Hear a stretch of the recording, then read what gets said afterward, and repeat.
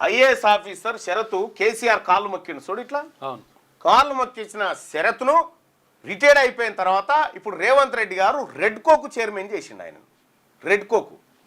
రెడ్కో చైర్మన్గా ఆయన నియమించాడు. సంగారెడ్డి కలెక్టర్గా పనిచేసినటువంటి ఆయనని తీసుకొచ్చి రేవంత్ కాళ్ళకు దండం పెట్టబోయిన టాప్ ఐఏఎస్ ఆఫీసర్ ఈయననే. మళ్ళా ఇది కథ. ఏం జరుగుతుందో చూడుర్రి. నిన్న ఈ వివరాలన్నీ ఇచ్చేసిరు.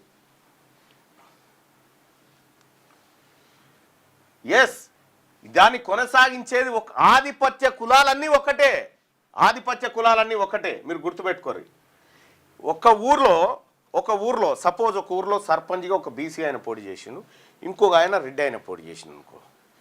ఈ బీసీ ఆయన కాంగ్రెస్ నుంచి పోటీ చేసిన అనుకో, కాంగ్రెస్లో ఉన్న రెడ్డి గారు కూడా ఆయన కోటేయడు, ఈయనకే ఓటేస్తాడు, ఆయన రెడ్డి గారికి. అర్థమైందా? అందుకోసమే మనం వీళ్ళ పక్కనే ఉండి వీళ్ళ కోట్లేదు, మన వాళ్ళకు ఓట్లేసుకోవాలా. వాళ్ళు కొట్లాడుకున్నా మంచిగా ఉంటారు. ఆ విషయంలో వాళ్ళు కొట్లాడుకున్నా ఏం చేసుకున్నా బలేదు మనమే.